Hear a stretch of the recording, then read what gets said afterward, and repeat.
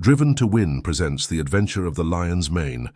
A man dies mysteriously by the sea, his body covered in strange red marks. Holmes investigates, alone. What he uncovers is beyond logic. Let's begin. It is a most lem which was certainly as abstruse and unusual as any which I have faced in my long professional career, should have singular thing that a prob come to me after my retirement, and be brought, as it were, to my very door.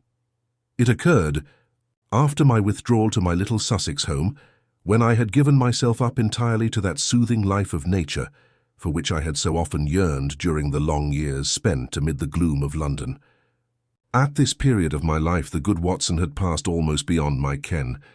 An occasional weekend visit was the most that I ever saw of him. Thus immused act as my own chronicler. Ah, had he but been with me, how much he might have made of so wonderful a happening, and of my eventual triumph against every difficulty. As it is, however, I must needs tell my tale in my own plain way, showing by my words each step upon the difficult road which lay before me as I searched for the mystery of the Lion's Mane. My villa is situated upon the southern slope of the Downs, commanding a great view of the Channel. At this point the coastline is entirely of chalk cliffs, which can only be descended by a single long tortuous path, which is steep and slippery. At the bottom of the path lie 100 yards of pebbles and shingle, even when the tide is at full. Here and there, however, there are curves and hollows which make splendid swimming pools filled afresh with each flow. This admirable beach extends for some miles in each direction, save only at one point, where the little cove and village of Fulworth break the line. My house is lonely. I, my old housekeeper, and my bees have the estate all to ourselves. Half a mile off, however, is Harold Stackhurst's well-known coaching establishment, the Gables, quite a large place, which contains some score of young fellows preparing for various professions, with a staff of several masters. Stackhurst himself was a well-known rowing blue in his day, and an excellent all-round scholar. He and I were always friendly from the day I came to the coast, and he was the one man who was on such terms with me that we could drop in on each other in the evenings without an invitation. Towards the end of July 1907, there was a severe gale, the wind blowing up channel, heaping the seas to the base of the cliffs and leaving a lagoon at the turn of the tide. On the morning of which I speak, the wind had abated, and all nature was newly washed and fresh. It was impossible to work upon so delightful a day, and I strolled out before breakfast to enjoy the exquisite air. I walked along the cliff path which led to the steep descent to the beach. As I walked, I heard a shout behind me, and there was Harold Stackhurst waving his hand in cheery greeting. "What a morning, Mr. Holmes. I thought I should see you out. Going for a swim, I see. At your old tricks again," he laughed, patting his bulging pocket. "Yes, Macpherson started early, and I expect I may find him there." Fitzroy Macpherson was the science master, a fine upstanding young fellow, whose life had been crippled by heart trouble following rheumatic fever. He was a natural athlete, however, and excelled in every game which did not throw too great a strain upon him. Summer and winter he went for his swim, and as I am a swimmer myself, I have often joined him. At this moment we saw the man himself. His head showed above the edge of the cliff where the path ends. Then his whole figure appeared at the top, staggering like a drunken man. The next instant he threw up his hands, and with a terrible cry fell upon his face. Stackhurst and I rushed forward, it may have been 50 yards, and turned him on his back. He was obviously dying. Those glazed, sunken eyes and dreadful livid cheeks could mean nothing else. One glimmer of life came into his face for an instant, and he uttered 2 or 3 words with an eager air of warning. They were slurred and indistinct, but to my ear, the last of them, which burst in a shriek from his lips, were "the Lion's Mane." It was utterly irrelevant and unintelligible, and yet I could twist the sound into no other sense. Then he half raised himself from the ground, threw his arms into the air, and fell forward on his side. He was dead. My companion was paralyzed by the sudden horror of it, but I, as may well be imagined, had every sense on the alert. And I had need, for it was speedily evident that we were in the presence of an extraordinary case. The man was dressed only in his Burberry overcoat, his trousers, and an unlaced pair of canvas shoes. As he fell over, His Burberry, which had been simply thrown round his shoulders, slipped off, exposing his trunk. West stared at it in amazement. His back was covered with dark red lines, as though he had been terribly flogged by a thin wire scourge. The instrument with which this punishment had been inflicted was clearly flexible, for the long angry wheels curved round his shoulders and ribs.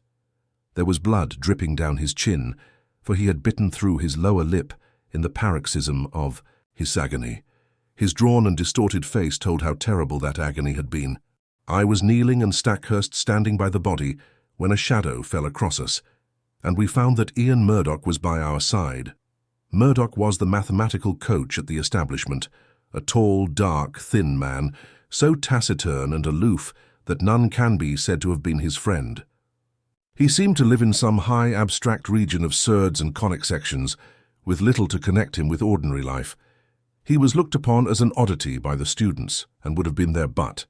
But there was some strange, outlandish blood in the man which showed itself not only in his coal-black eyes and swarthy face, but also in occasional outbreaks of temper, which could only be described as ferocious.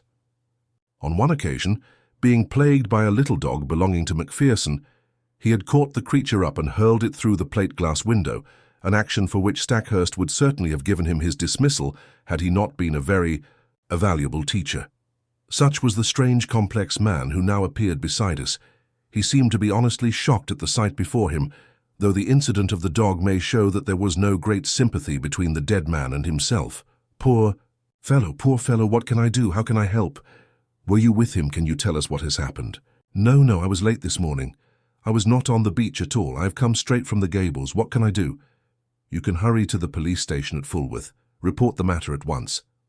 Without a word, he made off at top speed, and it proceeded to take the matter in hand, while Stackhurst, dazed at this tragedy, remained by the body.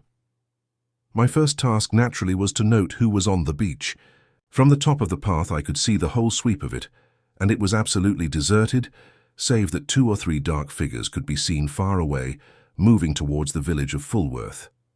Having satisfied myself upon this point, I walked slowly down the path.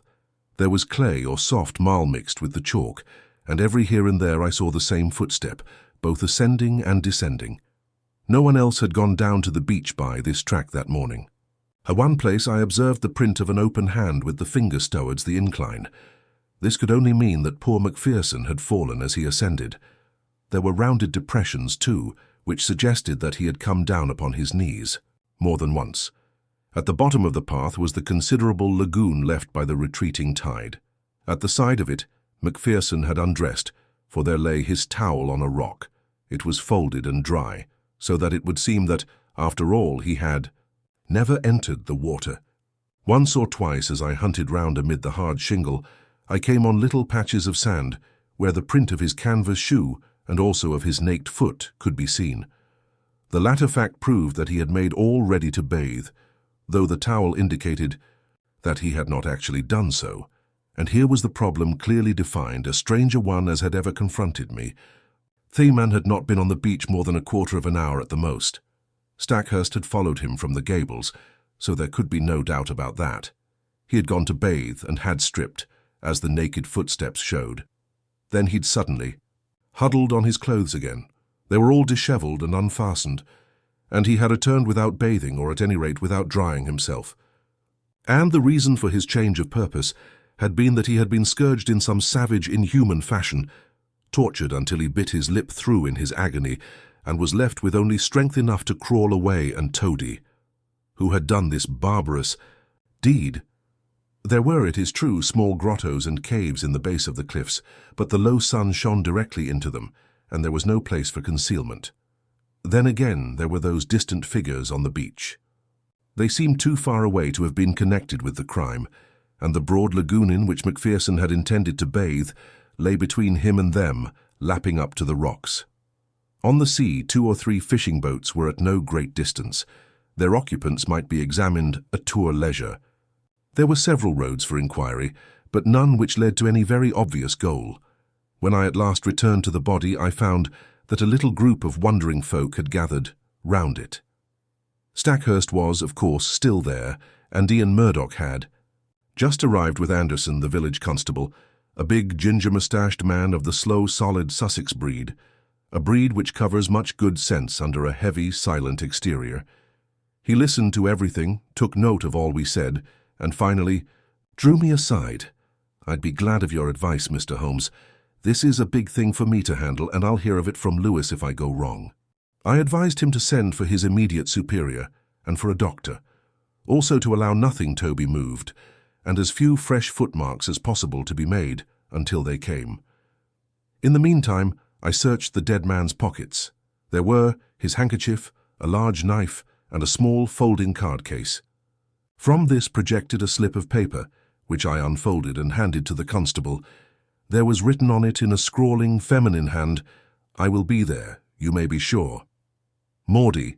It read like a love affair, an assignation, though when and where were a blank. The constable replaced it in the card case and returned it with the other things to the pockets of the Burberry. Then, as nothing more suggested itself, I walked back to my house for breakfast, having first arranged that the base of the cliffs should be thoroughly searched. Stackhurst was round in an hour or two to tell me that the body had been removed to the Gables where the inquest would be held.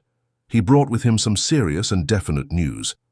As I expected, nothing had been found in the small caves below the cliff, but he had examined the papers in Macpherson's desk, and there were several which showed an intimate correspondence with a certain Miss Maud Bellamy of Fulworth. We had then established the identity of the writer of the note. "The police have the letters," he explained. "I could not bring them, but there is no doubt that it was a serious love affair.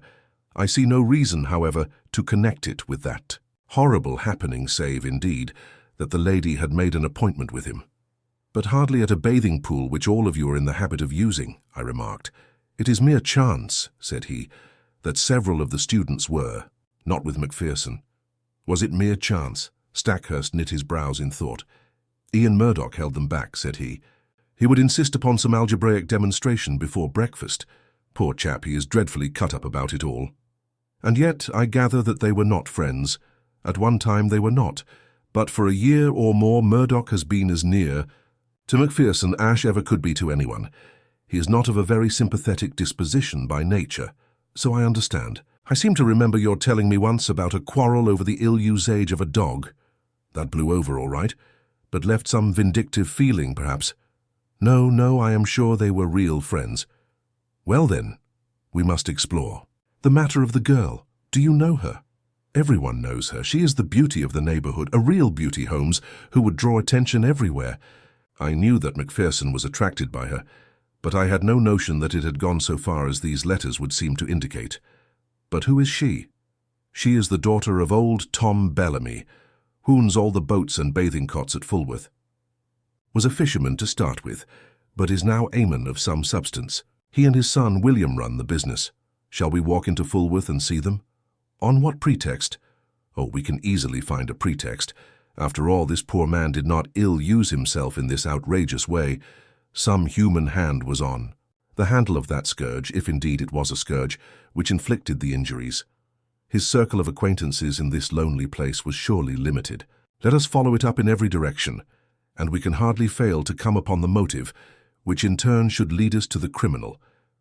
It would have been a pleasant walk across the thyme-scented downs had our minds not been poisoned by the tragedy we had witnessed. The village of Fulworth lies in a hollow curving in a semicircle round the bay. Behind the old-fashioned hamlet, several modern houses have been built upon the rising ground. It was to one of these that Stackhurst guided me. That's the haven, as Bellamy called it. Theone with the corner tower and slate roof, not bad for a man who started with nothing, but, by Jove, look at that. The garden gate of the haven had opened, and a man had emerged. There was no mistaking that tall, angular, straggling figure. It was Ian Murdoch, the mathematician. A moment later, we confronted him upon the road. "Hello," said Stackhurst. The man nodded, gave us a sideways glance from his curious dark eyes and would have passed us, but his principal pulled him up.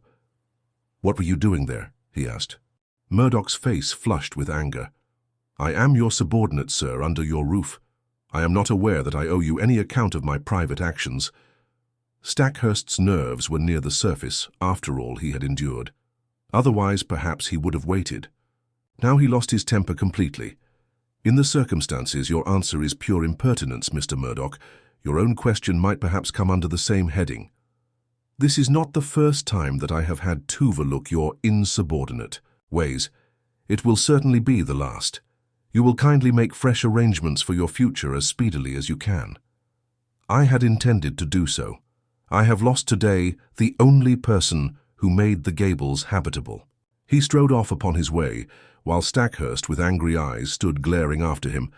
"Is he not an impossible, intolerable man?" he cried. The one thing that impressed itself forcibly upon my mind was that Mr. Ian Murdoch was taking the first chance to open a path of escape from the scene of the crime. Suspicion, vague and nebulous, was now beginning to take outline in my mind. Perhaps the visit to the Bellamys might throw some further light upon the matter. Stackhurst pulled himself together, and we went forward to the house. Mr. Bellamy proved to be a middle-aged man with a flaming red beard. He seemed to be in a very angry mood, and his face was soon as florid as his hair. "No, sir, I do not desire any particulars. Myson here," indicating a powerful young man with a heavy, sullen face in the corner of the sitting-room, "is of one mind with me that Mr. Macpherson's attentions to Maud were insulting. Yes, sir, the word marriage was never mentioned. And yet there were letters and meetings, and a great deal more of which neither of us could approve. She's no mother, and we are her only guardians. We're determined—" But the words were taken from his mouth by the appearance of the lady herself. There was no gainsaying that she would have graced any assembly in the world. Who could have imagined that so rare a flower would grow from such a root and in such an atmosphere? Women have seldom been an attraction to me, for my brain has always governed my heart.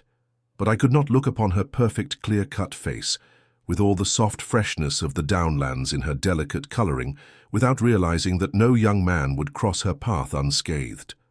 Such was the girl who had pushed open the door and stood now, wide-eyed and intense, in front of Harold Stackhurst.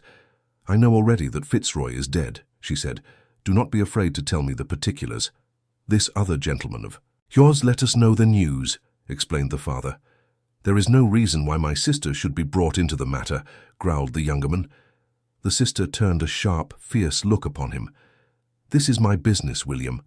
Kindly leave me to manage it in my own way. By all accounts there's been a crime committed.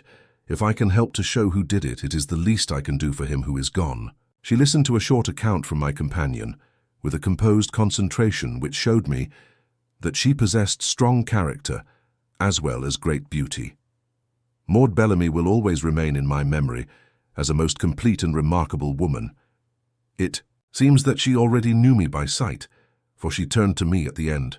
"Bring them to justice, Mr. Holmes. You have my sympathy and my help, whoever they may be." It seemed to me that she glanced defiantly at the father and brother as she spoke. "Thank you," said I.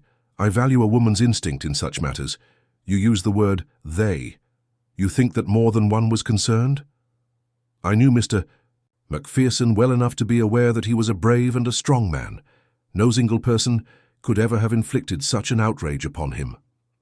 "Might I have one word with you alone?" "I tell you, Maud, not to mix yourself up in the matter," cried her father angrily. She looked at me helplessly. "What can I do? The whole world will know the facts presently, so there can be no harm if I discuss them here," said I. "I should have preferred privacy, but if your father will not allow it, he must share the deliberations." Then I spoke of the note which had been found in the dead man's pocket. "It is sure to be produced at the inquest. May I ask you to throw any light upon it that you can?" "I see no reason for mystery," she answered. "We were engaged to be married, and we only kept it secret because Fitzroy's uncle, who is very old and said to be dying, might have disinherited him if he had married against his wish. There was no other reason." "You could have told us," growled Mr. Bellamy. "So I would, father, if you had ever shown sympathy. I object to my girl picking up with men outside her own station. It was your prejudice against him which prevented us from telling you as to this appointment." She fumbled in her dress and produced a crumpled note. It was in answer to this. "Dearest," ran the message, "the old place on the beach just after sunset on Tuesday. It is the only time I can get away. FM Tuesday was today, and I had meant to meet him tonight." I turned over the paper. "This never came by post. How did you get it?" I would rather not answer that question. It has really nothing to do with the matter which you are investigating. But anything which bears upon that, I will most freely answer. She was as good as her word, but there was nothing which was helpful in our investigation. She had no reason to think that her fiancé had any hidden enemy, but she admitted that she had had several warm admirers. May I ask if Mr. Ian Murdoch was one of them? She blushed and seemed confused. There was a time when I thought he was, but that was all changed when he understood the relations between Fitzroy and myself. Again, the shadow round this strange man seemed to me to be taking more definite shape. His record must be examined. His rooms must be privately searched. Stackhurst was a willing collaborator, for in his mind also suspicions were forming. We returned from our visit to the Haven, with the hope that one free end of this tangled skein was already in our hands. A week passed. The inquest had thrown no light upon the matter and had been adjourned for further evidence. Stackhurst had made discreet inquiry about his subordinate, and there had been a superficial search of his room but without result. Personally, I had gone over the whole ground again, both physically and mentally, but with none new conclusions. In all my chronicles the reader will find no case which brought me so completely to the limit of my powers. Even my imagination could conceive no solution to the mystery. And then there came the incident of the dog. It was my old housekeeper who heard of it first by that strange wireless by which such people collect the news of the countryside. "Sad story this, sir, about Mr. Macpherson's dog," said she one evening. "I do not encourage such conversations, but the words arrested my attention." "What?" "Of Mr. Macpherson's dog. Dead, sir. Died of grief for its master." "Who told you this?" "Why, sir, everyone is talking of it. It took on terrible, and has eaten nothing for a week. Then today, 2 of the young gentlemen from the Gables found it dead. Down on the beach, sir, at the very place where its master met his end." At the very place. The word stood out clear in my memory. Some dim perception that the matter was vital rose in my mind. That the dog should die was after the beautiful, faithful nature of dogs, but in the very place. Why should this lonely beach be fatal to it? Was it possible that it also had been sacrificed to some revengeful feud? Was it possible? Yes, the perception was dim, but already something was building up in my mind. In a few minutes I was on my way to the Gables, where I found Stackhurst in his study. At my request he sent for Sudbury and Blount, the 2 students who had found the dog. Yes, it lay on the very edge of the pool, Sidone of them. It must have followed the trail of its dead master. I saw the faithful little creature, an Airedale terrier, laid out upon the mat in the hall. The body was stiff and rigid, the eyes projecting and the limbs contorted. There was agony in every line of it. From the Gables I walked down to the bathing pool. The sun had sunk, and the shadow of the great cliff lay black across the water, which glimmered, dully like a sheet of lead. The place was deserted, and there was no sign of life save for 2 seabirds circling and screaming overhead. In the fading light, I could dimly make out the little dog's spoor upon the sand round the very rock on which his master's towel had been laid.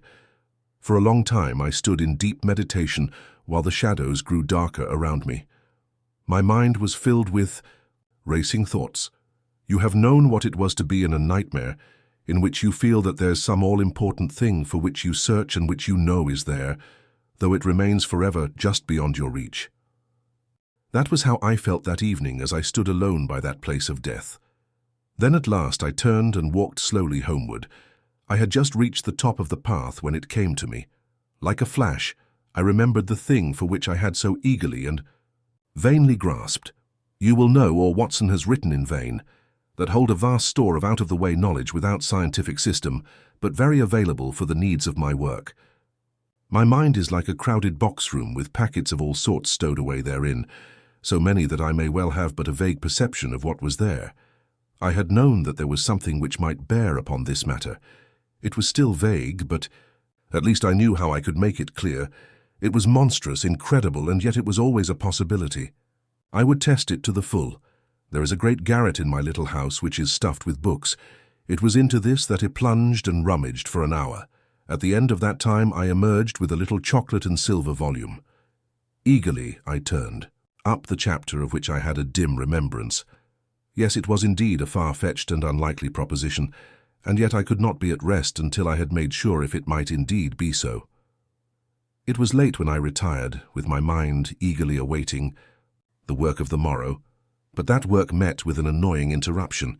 I had hardly swallowed my early cup of tea, and was starting for the beach when I had a call from Inspector Bardell of the Sussex Constabulary, a steady, solid, bovine man with thoughtful eyes, which looked at me now with a very troubled expression. "I know your immense experience, sir," said he. "This is quite unofficial, of course, and need go no farther, but I'm fairly up against it in this Macpherson case. The question is, shall I make an arrest or shall I not?" "Meaning Mr. Ian Murdoch?" "Yes, sir. There is really no one else when you come to think of it. That's the advantage of this solitude. We narrow it down to a very small compass. If he did not do it, then who did? What have you against him? He had gleaned along the same furrows as I had. There was Murdoch's character, and the mystery which seemed to hang round the man. His furious bursts of temper, as shown in the incident of the dog. The fact that he had quarrelled with Macpherson in the past, and that there was some reason to think that he might have resented his attentions to Miss Bellamy. He had all my points, but no fresh ones, save that Murdoch seemed to be making every preparation for departure. What would my position be if I let him slip away with all this evidence against him? The burly, phlegmatic man was sorely troubled in his mind. "Consider," I said, "all the essential gaps in your case. On the morning of the crime, he can surely prove an alibi.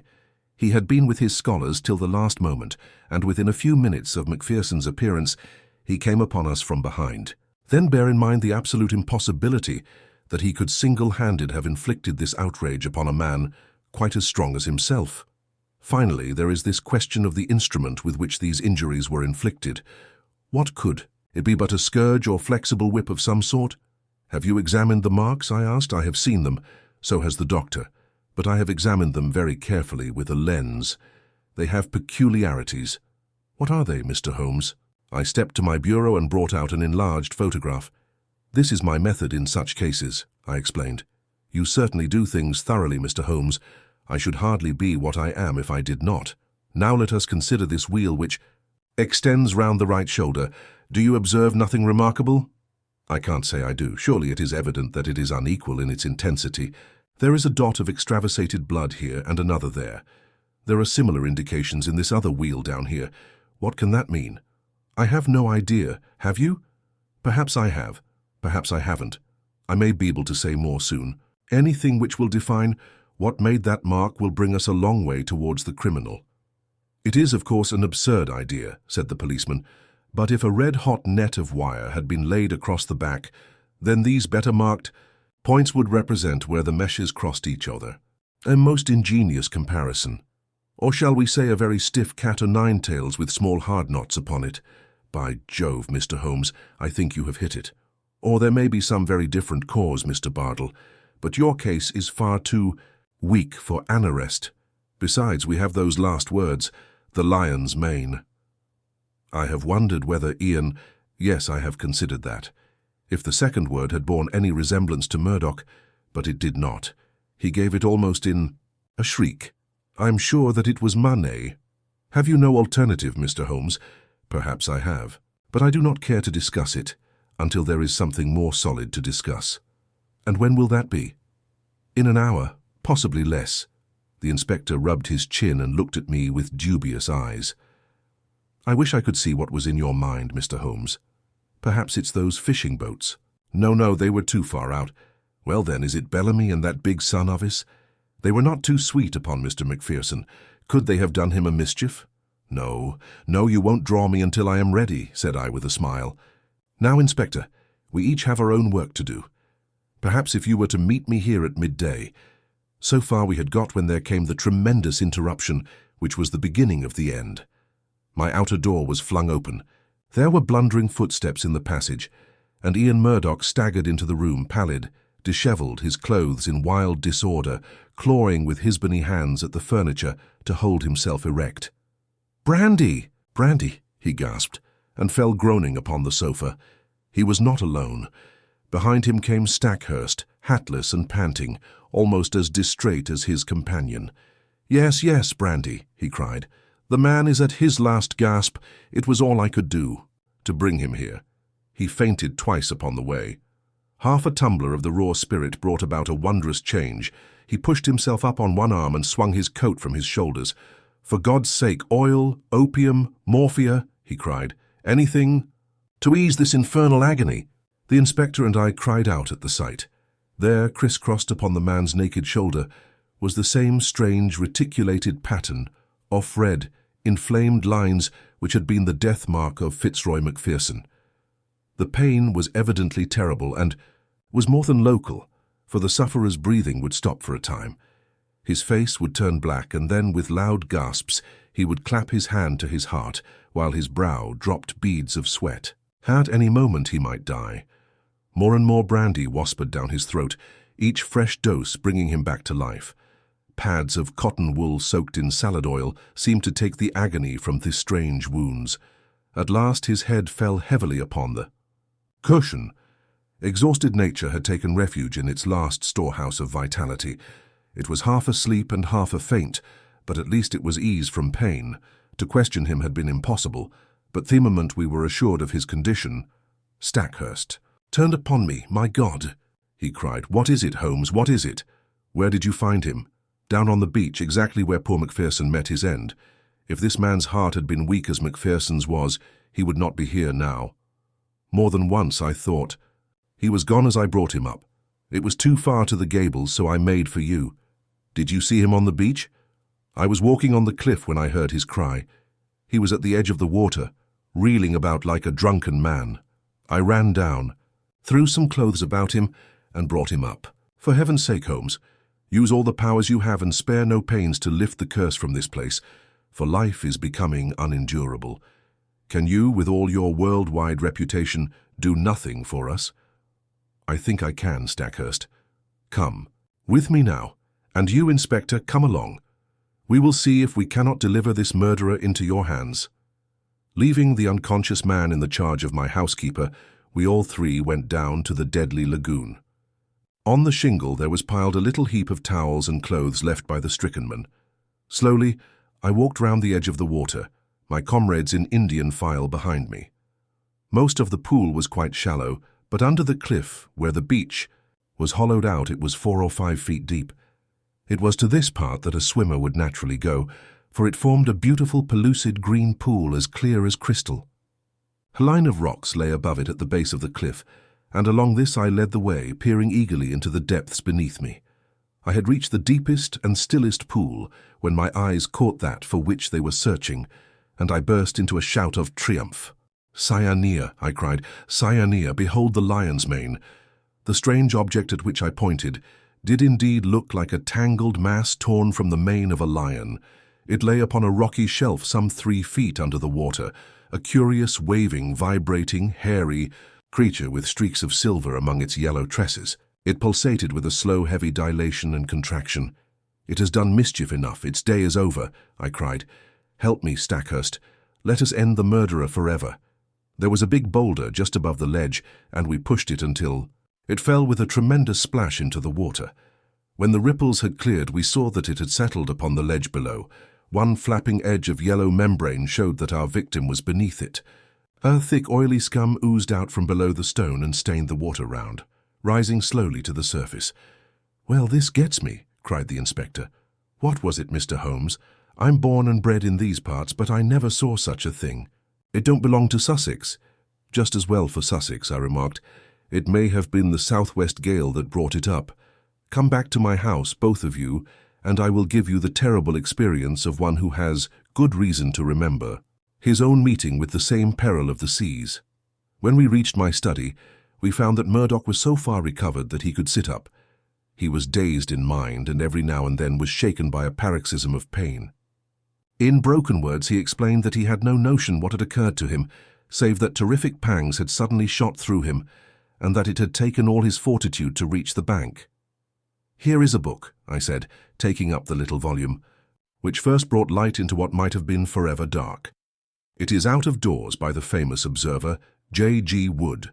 Wood himself very nearly perished from contact with this vile creature, so he wrote with a very full knowledge Syanea capillata, is the miscreant's full name, and it can be as dangerous to life as and far more painful than the bite of the cobra. Let me briefly give this extract. If the bather should see a loose, roundish mass of tawny membranes and fibers, something like very large handfuls of lion's mane and silver paper, let him beware, for this is the fearful stinger, Syanea capillata. Could our sinister acquaintance be more clearly described? He goes on to tell of his own encounter with one when swimming off the coast of Kent. He found that the creature radiated almost invisible filaments to the distance of 50 feet, and the tiny one, within that circumference from the deadly center, was in danger of death. Even at a distance, the effect upon wood was almost fatal. The multitudinous threads caused light scarlet lines upon the skin, which on closer examination resolved into minute dots or pustules, each dot charged, as it were, with arid hot needle-making, to its way through the nerves. The local pain was, as he explains, the least part of the exquisite torment. Pangs shot through the chest, causing me to fall as if struck by a bullet. The pulsation would cease, and then the heart would give 6 or 7 leaps as if it would force its way through the chest. It nearly killed him, although he had only been exposed to it in the disturbed ocean and not in the narrow, calm waters of a bathing pool. He says that he could hardly recognize himself afterwards, so white, wrinkled, and shriveled was his face. He gulped down brandy, a whole bottleful, and it seems to have saved his life. There is the book, Inspector. I leave it with you, and you cannot doubt that it contains a full explanation of the tragedy of poor Macpherson, and incidentally exonerates me, remarked Ian Murdoch with a wry smile. I do not blame you, Inspector, nor you, Mr. Holmes, for your suspicions were natural. I feel that on the very eve of my arrest, I have only cleared myself by sharing the fate of my poor friend. No, Mr. Murdoch, I was already upon the track, and had I been out as early as I intended, I might well have saved you from this terrific experience. But how did you know, Mr. Holmes? I am an omnivorous reader with a strangely retentive memory for trifles. That phrase, the lion's mane, haunted my mind. I knew that I had seen it somewhere in an unexpected context. You've seen that? That does describe the creature. I have no doubt that it was floating on the water when Macpherson saw it, and that this phrase was the only one by which he could convey to us a warning as to the creature which had been his death. Then I at least am cleared, said Murdoch, rising slowly to his feet. There are 1 or 2 words of explanation which I should give, for I know the direction in which your inquiries have run.